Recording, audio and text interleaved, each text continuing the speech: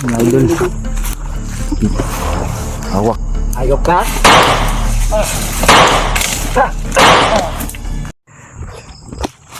Yun. Mapagpalang araw sa lahat, no, mga idol. Mega love shoutout sa ating mga silent viewers dyan at sa mga solid supporters, lalo na kay Ate Mel, Tita Takashi Mercy, na sa lahat ng mga solid supporters natin dyan. Mega love shoutout sa inyo lahat.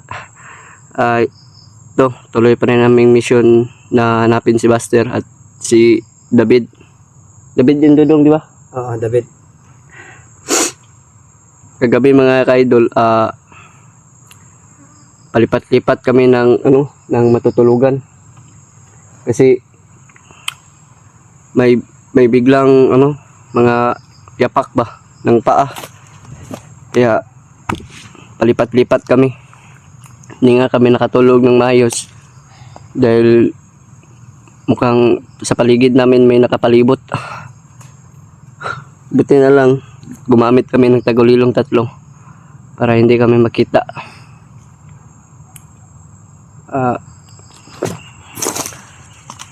Ito mga idol, kung sana kami at napadpad nito, sana makita na namin sila Buster at si David.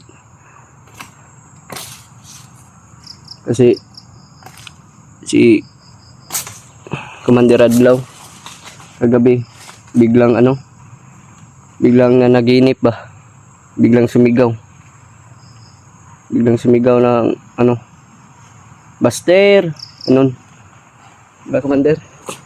Oo. Ganipan ko si Buster kagabi. Hindi ako makapakali. Tara, lakad tayo.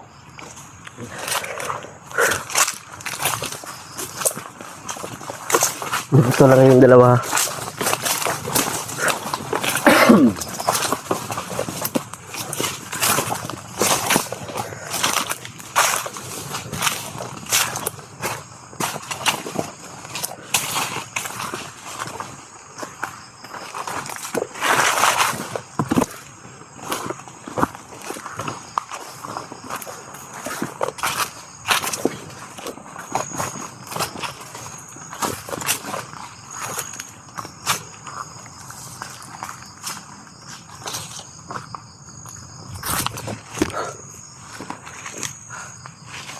Malayo pa ba dito yung Mount yun? Mount Demonyo. Mount Demonyo? Layo pa. Pa yun. Layo pa yung Mount Demonyo. 3 bundok pa bago tayo makarating doon. Yun mga idol. Pakiramdam ko dito. Sobrang layo pa daw ng Mount Demonyo. Aming pupuntahan. Mga 3 bundok pa daw yung madadaanan namin. Siguro bagong kuta yun ni Rambo at ni Untoy, ni Commander Untoy. Tingin nyo ba doon pumunta si Buster? Parang doon yung pumunta. Doon yun. Wala naman yung pupuntahan na iba.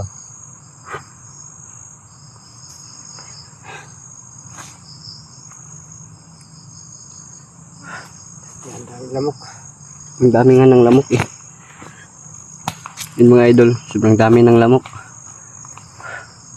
Sobrang katya ng ng patutoy ko. Kinakagat. Sakit-sakit pa naman kasi may mga tahi pa.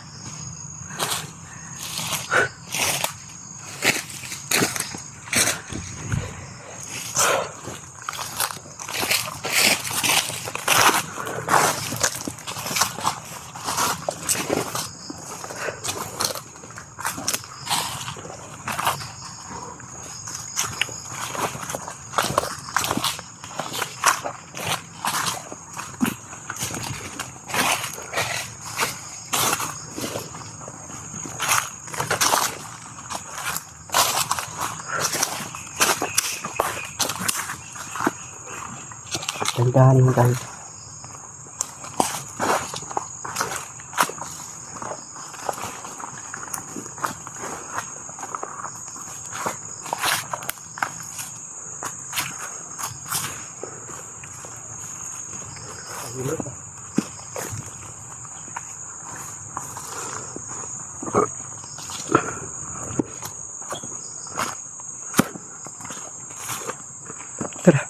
Dito tayo.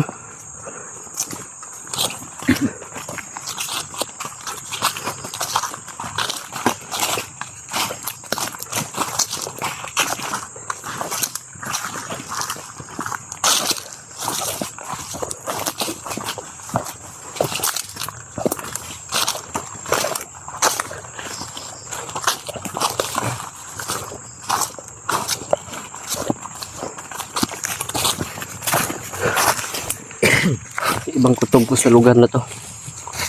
Kasi nanginit yung katawan ko. Sobrang tahimik pa ng lugar. Nakakabahala. Huwag tayong magkumpiyansa. Dapat alito lang tayo palagi. Tignan yung paligid sa likod. Tignan mo. Wala naman tao dito. Masyadong tahimik to na lugar. Tama. Pero hindi tayo magkumpiyansa. Tama. Mabigla tayong tambangan. Dapat talasan natin ang ating paningin.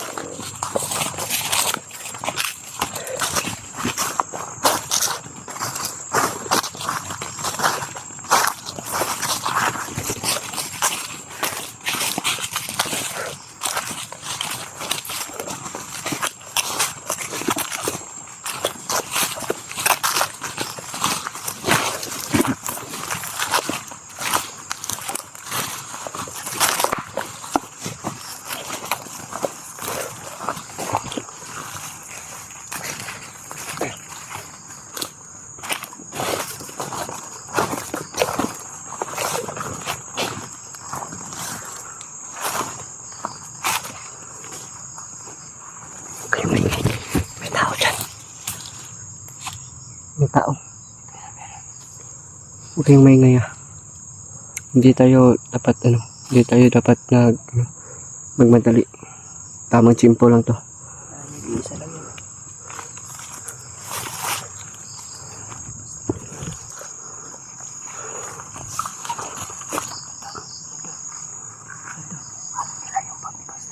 Dali niya yung bag ni Buster. Hawak niya yung bag ni Buster mga idol.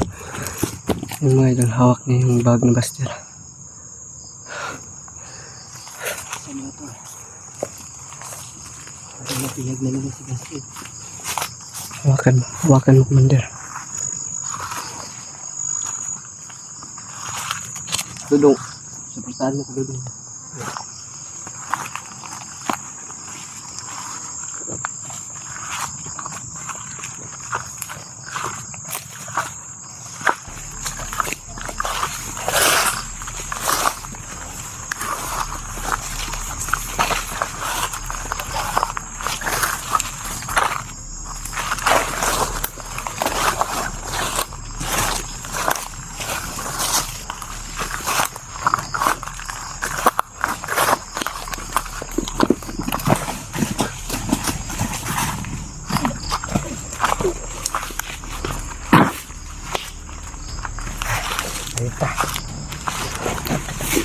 Mga idol. Hawak nyo lang pag ni Buster. Ang baril kaya ni Buster. Kuha din namin yung bag ni Buster, mga idol. Dito pa. Ano ka nahuli si Buster nila, no? Patay ka to. Sandali. Hindi no, baka buhay pa yan.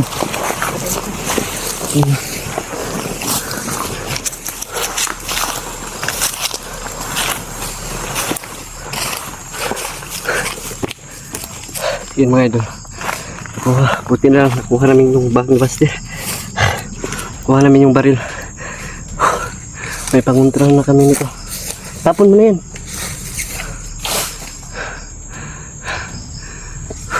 May kasama ka to. Tingnan mo sa paligid. Baka may kasama yan.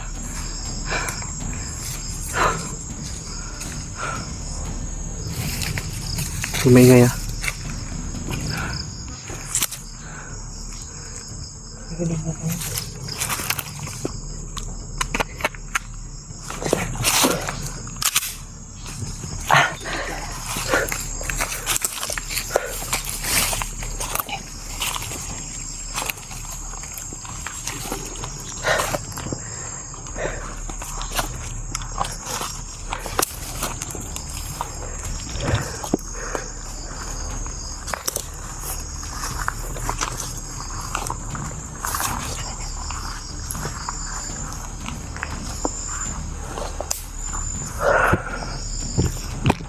kayong maingay ha. Yung maingay.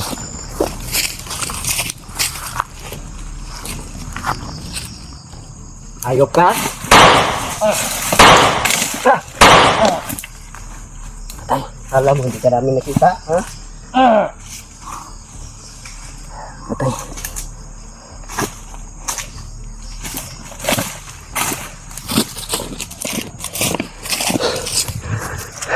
Patay na ba yan? Patay na yan.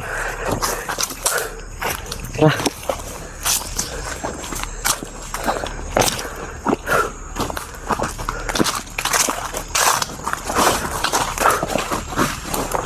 Hindi.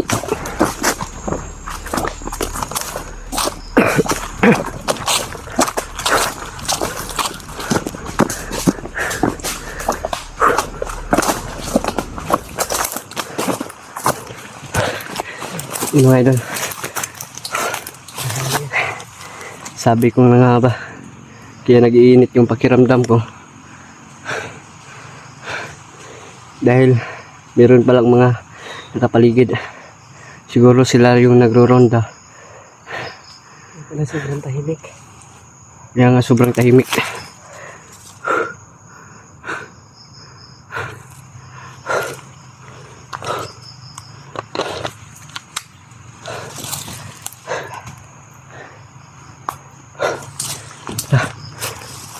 Tayo.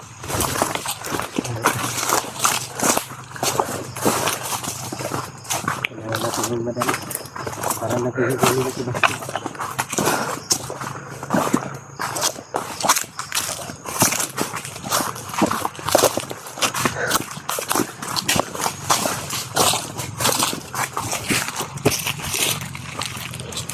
Pinagtataka ko lang ngayon, bakit nasa kanila itong bag ni Buster?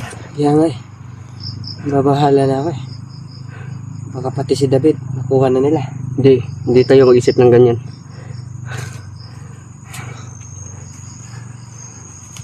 Huwag tayong mag-isip ng mga ano, kung anong bagay. Dahil alam ko naman si Buster eh. Hindi yun kikilos pag hindi niya kaya. Lahat kaya yun. Sana nga.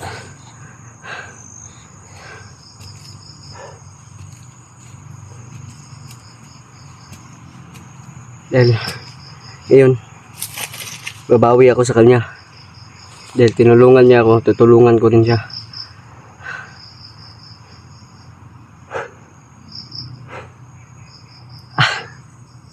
Hindi mo magpakali. Baka ano na nangyari sa kapatid ko. Siguro may kasamaan pa yung dalawa. Pag nalaman nila, pag nadaanan nila yun na may pinatay, mag ano yun. Duda ko parang dalawa yung grupo nila eh. Dalawa lang yun sila dun eh. Di sobrang dami siguro nila nun. Naghiwalay lang sila para ano malibot nila lahat ng ano ba. Yeah. Kaya kailangan talaga natin mag-ingat. Karasan talaga natin ang ating mga paningin. Kailan lang nakuha ko to. May panglaban na tayo sa kanila. Kaya nga. Mahirap pag wala tayong armas.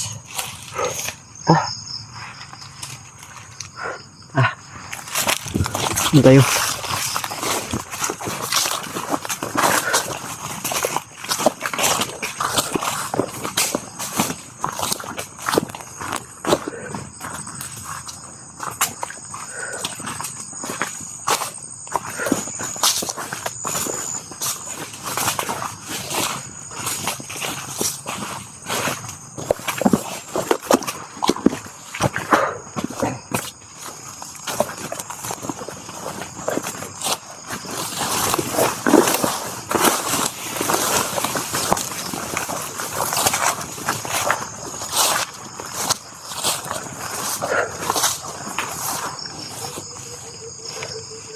Tara, dito tayo. Dito.